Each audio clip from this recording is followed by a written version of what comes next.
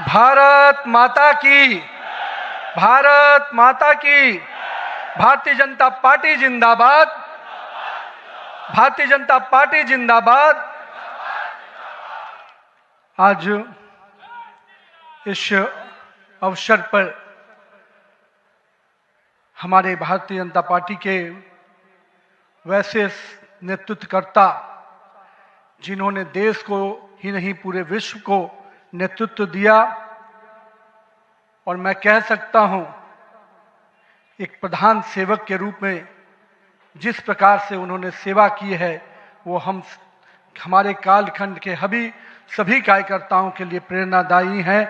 ऐसे अपने यशस्वी प्रधानमंत्री, विश्व के लोकप्रिय नेता श्री नरेंद्र मोदी जी का मैं सबसे प्रथम अभिवादन करता हूं कि 140 करोड़ जनता आपके इस सेवा भाव से हमेशा आपका अभिनंदन करना चाहती है।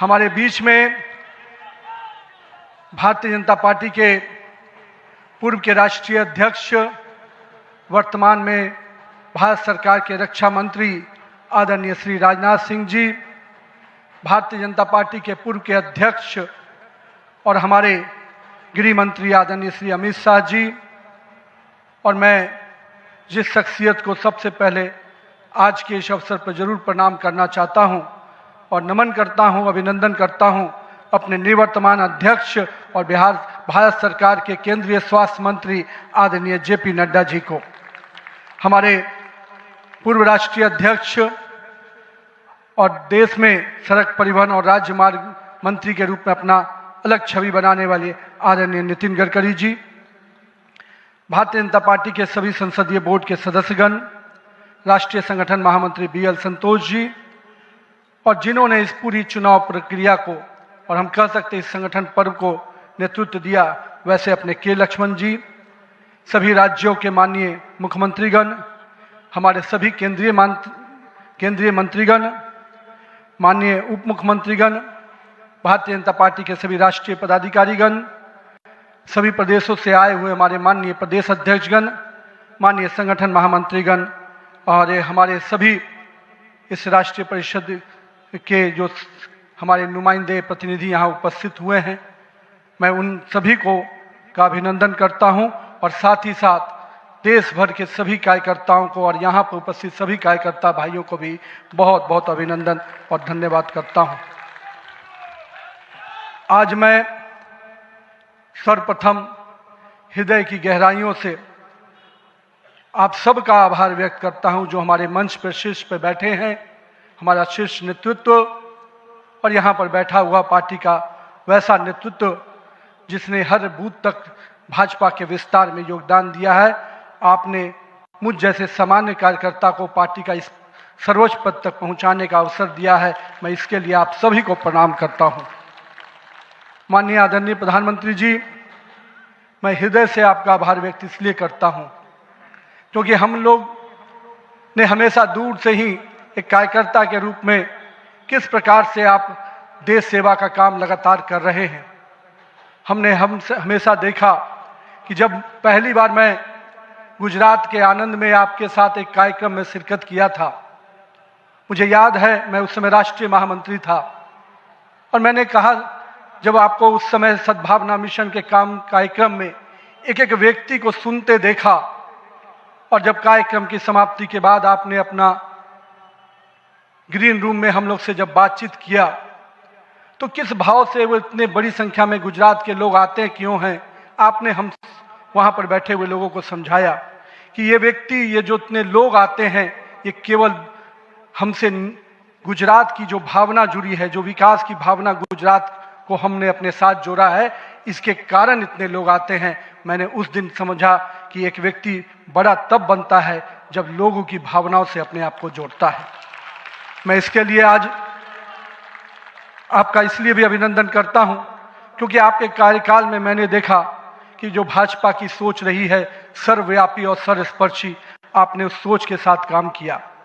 आपने जो मूल मंत्र दिया, सबका साथ, सबका विकास, सबका विश्वास, सबका प्रयास, आज देश का हर पूरा जनमानस उसके साथ अपने आप को जोड़कर देख रहा है। मैं आज इस अवसर पर पुनः पूरे आदर और सम्मान के साथ अपने निवर्तमान अध्यक्ष जेपी नड्डा जी का अभिनंदन करता हूं, इसलिए कि पिछले कार्यकाल में मैंने देखा कि किस प्रकार से संगठन को आपने अभूतपूर्व रूप से विस्तार खुद करते हुए किया। साथ ही साथ कार्यकर्ता आधारित कैसे राजनीति हो इसको आपने बढ़ाया।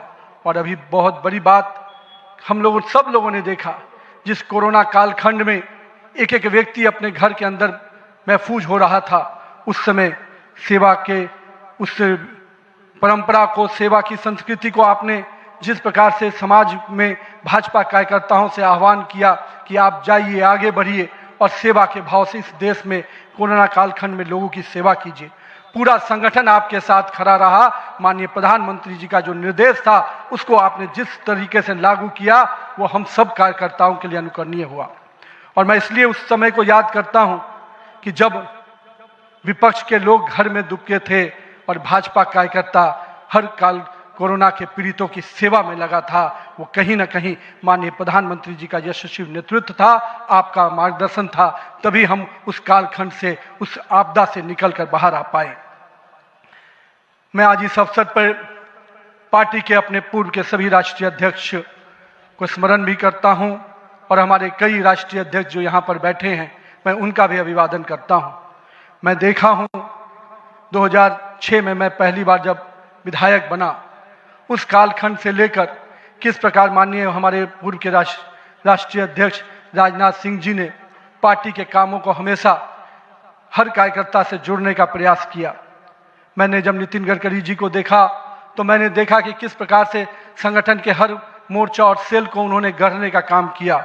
और मैंने जब गृह मंत्री जी को राष्ट्रीय अध्यक्ष के रूप में देखा तो बूथ तक के कार्यकर्ताओं की चिंता करते हुए मैंने उनको देखा। मैंने उनको इस रूप में देखा कि किस प्रकार से आज पार्टी का जिस स्थान पे हम लोग आज खड़े हैं, कार्यालय कार्यकर्ता के लिए मैं कह सकता हूं तीर्थ स्थान होता है, और जहां से कार्यकर्ता अपनी ताकत पाता है, उस कार्यालय को भी आपने किस प्रकार से पूरे देश में एक निर्माण करने की योजना बनाई। और आज हर बूथ का कार्यकर्ता अपने आप को उस तीर्थ पर जाकर अपने आप को धन्य महसूस करता है। मैं आज अपने पूर्व के सभी राष्ट्रीय अध्यक्षों को इस अवसर पे बहुत बहुत अभिनंदन करता हूं और साथ ही साथ उन सब को स्मरण करते हुए उनका आभार व्यक्त करता हूं कि उन्होंने पार्टी को इस मुकाम तक पहुंचाने में बहुत बड़ा योगदान दिया है। मैं आज नमन करता हूं उन लाखों कार्यकर्ताओं को जिन्होंने पार्टी का संगठन, राष्ट्रवाद के विचार और भारत माता की मान बढ़ाने के लिए अपना जीवन न्यौछावर किया। आज उनकी तपस्या और त्याग ही है का परिणाम है कि आज पार्टी इस ऊंचाई तक पहुंच पाई है। मैं उस भूमि से आता हूं जहां महात्मा बुद्ध, महावीर, चाणक्य, सम्राट अशोक, आर्यभट्ट, गुरु गोविंद सिंह, जेपी, राजेंद्र बाबू और जननायक कर्पूरी ठाकुर की वो भूमि को भी मैं नमन करता हूं। उस पाटलिपुत्रा की भूमि को भी नमन करता हूं।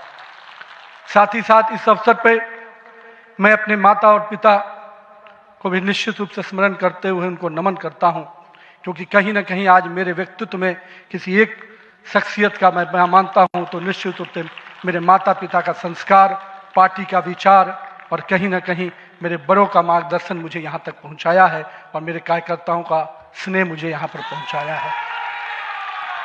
आज के दिन मैं अपने क्षेत्र की जनता को भी प्रणाम करता हूँ, जिसने मुझे एक विधायक के रूप में चुना जरूर, पर संगठन ने मुझे जिस प्रकार से गढ़ने का काम किया, आज मैं इसी कारण से उस जनता के आशीर्वाद और पार्टी के मार्गदर्शन के कारण यहाँ तक पहुँच पाया हूँ। आज का क्षण मेरे लिए संकल्प का क्षण है।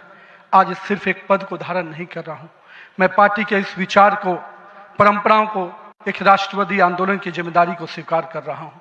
और मैं इस अवसर पर साथ अपने सभी वरिष्ठ कार्यकर्ताओं को भी प्रणाम करता हूँ। साथियों, हम लोगों ने देखा है श्यामा प्रसाद मुखर्जी जी का प्रखर राष्ट्रवाद किस प्रकार से हमारे हर कार्यकर्ताओं के मन में बसा हुआ है। पंडित दीनदयाल जी के उपाध्याय के अंत्योदय और माननीय स्वर्गीय अपने सदैव भारत रत्न अटल बिहारी वाजपेयी जी का सुशासन की राजनीति, आज माननीय प्रधानमंत्री जी उसको आत्मसात करते हुए विकसित भारत की परिकल्पना हम सबके सामने रखी है। और आज 140 करोड़ भारतवासी अपने आप को इस विकसित भारत के सपने के साथ जोड़कर देश को आगे बढ़ाने में लगा है।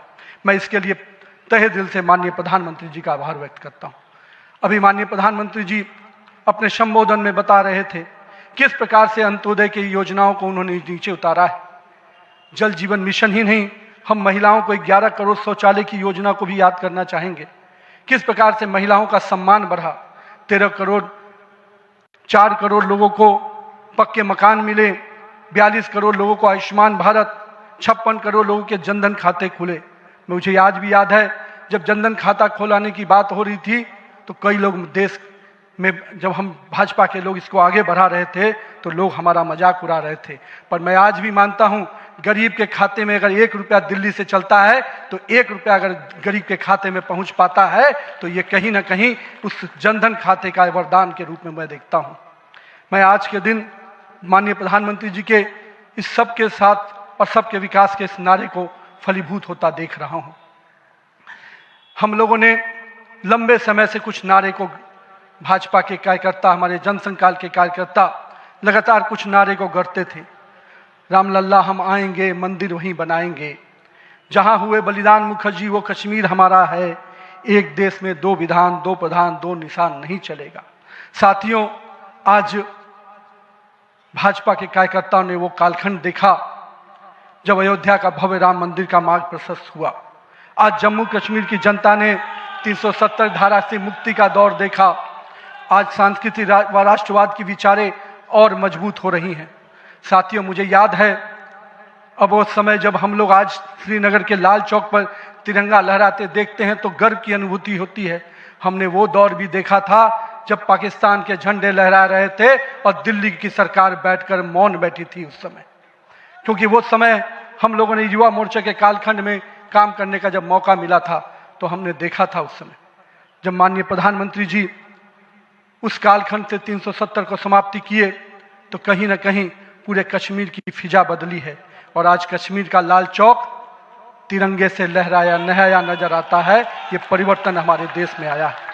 साथियों, हम भारतीय जनता पार्टी के उस समान राजनीतिक दल नहीं जिसके लिए हम काम करते हैं, हम उस विचार के साथ काम करते हैं जिस विचार से हम राजनीतिक अभिव्यक्ति के साथ साथ उस नारे के साथ काम करते हैं जहां राष्ट्र प्रथम के नारे, नेशन फर्स्ट, पार्टी नेक्स्ट और सेल्फ लास्ट, माननीय प्रधानमंत्री जी ने इस नारे के साथ हम लोग को जोड़ा है, हमारे नेतृत्वकर्ता ने हमें जोड़ा है और हम सब के लिए ये प्राथमिकता होनी चाहिए कि हम राष्ट्र के आगे रखकर ही अपने कामों को आगे बढ़ाएं। साथियों, हम अपने नेतृत्वकर्ता के संघर्ष और बलिदान से सीखने की आवश्यकता है। ये हम वैसे राजनीतिक दल के लोग हैं जहां राजनीतिक सत्ता नहीं साधना है, राजनीतिक भोग नहीं त्याग है, राजनीतिक ऐशो आराम नहीं तपस्या है, राजनीतिक कोई पदभार नहीं उत्तरदायित्व है। तो आइए हम सब कार्यकर्ता इस संकल्प के साथ अपने नेतृत्वकर्ता के इस परिश्रम और पुरुषार्थ के साथ अपने आप को जोड़े। मेरे प्रिय कार्यकर्ता साथियों, यदि भाजपा आज विश्व की सबसे बड़ी राजनीतिक दल बनी है तो इसका मुख्य कारण हमारा प्रेरणादायी नेतृत्व है, हमारा विचारधारा है और हमारे लाखों कार्यकर्ताओं का मेहनत है। वो कार्यकर्ता जो बिना फोकस में आए अनवरत काम करता है, वो कार्यकर्ता जो कठिन से कठिन परिस्थिति में भी भारत का ध्वज झुकने नहीं देता है, वो कार्यकर्ता जो सीना ठोक के कहता है तेरा वैभव अमर रहे माँ, हम दिन 4 रहे न रहे। आइए इस भारत की कल्पना को जो माननीय प्रधानमंत्री नरेंद्र मोदी के नेतृत्व में लगातार हम आगे बढ़ रहे हैं, आज हम भी उस परिकल्पना के साथ अपने आप को जोड़ें। हमारे नेताओं कार्यकर्ताओं का परिश्रम ही है जो आज हम यहाँ तक पहुँचे हैं, लेकिन वर्तमान पीढ़ी को भी अपने हिस्से का त्याग, तपस्या और पुरुषार्थ करना होगा, क्योंकि विकसित भारत के अगर संकल्प को सिद्धि तक पहुँचाना है, एक ऐसा भारत जहाँ समृद्धि भी हो, सशक्त भी हो, समरस भी हो, आत्मनिर्भर भी हो, तो हमारे कालखंड के कार्यकर्ताओं को भी अपने हिस्से का पुरुषार्थ, त्याग और तपस्या करना पड़ेगा। साथियों, हमारे प्रधानमंत्री जी ने हमेशा अलग अलग समूहों की बात की। अमृतकाल के लिए 4 समूहों की जो बात की, उसमें युवा, महिला, किसान और गरीब है। हमें अब इन नई पहचानों के साथ आगे बढ़ना है, तभी हम आधुनिक, प्रगतिशील और विकसित भारत की कल्पना को साकार कर पाएंगे। आज 15 अगस्त 2024 के दिन जब माननीय प्रधानमंत्री जी ने आज भी उसकी चर्चा की और 15 अगस्त 2024 को जब लाल किले की प्राचीर से माननीय प्रधानमंत्री जी ने युवाओं को सार्वजनिक जीवन में आने का आह्वान किया, तो मैं देश के युवाओं से कहना चाहूँगा, राजनीति से दूरी समाधान नहीं, सक्रिय भागीदारी ही समाधान है। आइए एक सकारात्मक राजनीति के लिए युवाओं को आगे आने की आवश्यकता है। लेकिन साथ ही साथ मैं युवा साथियों से कहूँगा, मेरे भाइयों, राजनीति शॉर्टकट नहीं है, राजनीति 100 मीटर का रेस नहीं है, राजनीति लॉन्ग मैराथन है, जहां स्पीड का नहीं स्टेमिना का टेस्ट होगा। तो आइए राजनीति के इस पिच पर हम अपनी जड़ों को मजबूत कर कर काम करें। और भारतीय जनता पार्टी का वॉच टावर तो बहुत स्ट्रांग होता है मित्रों, इसलिए आप अपने बूथ में निरंतर रूप से काम करते रहिए, अपने मंडल में काम करते रहिए। भाजपा का वॉच टावर, भाजपा का केंद्रीय नेतृत्व इतना मजबूती तरीके से हर पारी से नजर रखता है, कहीं ना कहीं आपको भी उस मुकाम तक पहुंचाएगा।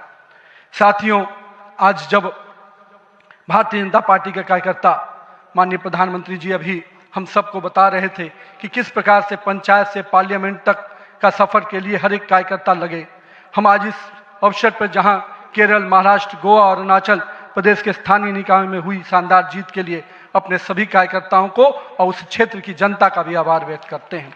लेकिन मित्रों, अगर पंचायत से पार्लियामेंट का सफर तय करना है और लगातार हर जगह पर भारतीय जनता पार्टी का परचम लहराना है, तो हमको अपने समय के लिए पूरा मेहनत और परिश्रम की पराकाष्ठा करनी होगी। चूंकि अगर 2047 का विकसित भारत बनाना है, तो हमको भी अपने पूरे मेहनत और परिश्रम के साथ उसमें जुड़ना होगा। साथियों, हाल में हमने देखा किस प्रकार से तमिलनाडु के एक पहाड़ी के पवित्र कार्तिकेय दीपम को रोकने का प्रयास विपक्षी दलों के द्वारा किया गया। यह नहीं है किसी रोकने के लिए विपक्ष के लोगों ने साजिश नहीं की। हमें याद है, हम लोग अभी हाल में देख रहे थे किस प्रकार से न्यायाधीश के विरुद्ध भी महाभियोग लाने का प्रयास किया गया। आज हम जब सोमनाथ की बात करते हैं और स्वाभिमान पर्व मनाने की प्रयास करते हैं, तो विपक्षी दलों के लोगों को तकलीफ होती है। हमारा मानना है कि इस तरह की परंपराओं को रोकने वाली ताकतों को परास्त करने की आवश्यकता है। राम सेतु के अस्तित्व को नकारने वाले, कार्तिकेय दीपम का विरोध करने वाली ताकतों को भारत की राजनीति में अब कोई स्थान नहीं मिल सकता, ऐसा हमें प्रयास करना है। साथियों, अगले कुछ महीने में तमिलनाडु, असम, बंगाल, केरल और पुडुचेरी में चुनाव होने जा रहा है और वहां की डेमोग्राफी की पूरी चर्चा हो रही है। किस प्रकार से बदले हुए डेमोग्राफी में वहां चीजें बदल रही हैं और हमारे लिए अपने आप में एक चुनौती है। लेकिन हम पूरी तरह से आश्वस्त हैं कि भाजपा का कार्यकर्ता अपने संघर्ष और परिश्रम के बल पर इन 5 राज्यों में सशक्त भाजपा का नेतृत्व प्रदान करने जाएगा। और हम हमेशा विश्वास करते हैं कि हमें अपनी आस्थाओं के केंद्र के लिए और सनातन परंपराओं को केंद्र को बचाने की लड़ाई अगर लड़नी है, तो निश्चित रूप से अपने देश को सुरक्षित रखने की लड़ाई लड़नी है, तो इन 5 राज्यों में हमें एक मजबूत ताकत बन के आना है। आज हमारे राष्ट्र की चेतना का उद्घोष का समय वंदे मातरम का 150वीं वर्षगांठ मना रहे हैं। वंदे मातरम का स्मरण आते ही मन में ऊर्जा और उत्साह बढ़ जाता है। हमें पूरा ध्यान में है कि एक एक व्यक्ति जब वंदे मातरम का जय घोष करता है, तो उसके अंदर से जो ऊर्जा आती है, वही ऊर्जा इस देश को आगे बढ़ाने में काम आती है। तो आइए हम सबको मिलकर 150वीं वर्षगांठ को हर जन जन तक पहुंचाएं, हर युवा तक पहुंचाएं, हर महिला तक पहुंचाएं, क्योंकि वंदे मातरम हमारे अंदर का वो विश्वास है जो इस देश के विकास के साथ जुड़ेगा। सत्ता को सेवा का माध्यम बनाते हुए माननीय प्रधानमंत्री जी ने पिछले 25 वर्षों में जिस प्रकार से सरकार के मुखिया के रूप में गुजरात में और अब देश के प्रधानमंत्री के रूप में भारत के विकास में लगातार आप काम कर रहे हैं, निश्चित रूप से आपका प्रेरणादायी नेतृत्व हम जैसे नए कार्यकर्ताओं के लिए, हम जैसे पार्टी के कार्यकर्ताओं के लिए एक मापदंड है जिसको हम लोग निश्चित रूप से आपसे सीखते हैं। और मैं तो कहूँगा कि जिस सुशासन को मॉडल को आपने पूरे देश और विश्व में स्थापित किया है, अन्य सभी राज्य सरकारों को भी उस मॉडल के साथ काम करना चाहिए, तभी हम विकास के सही मापदंड को अंतिम व्यक्ति तक पहुंचा पाएंगे। आइए हम सब मिलकर विकसित भारत के संकल्प को पूरा करने की भागीदारी सुनिश्चित करें। एक शक्तिशाली गतिमान संगठन के साथ राष्ट्र निर्माण की इस यात्रा को नई ऊंचाइयों तक लेके चले। भारत माता की जय। वंदे मातरम।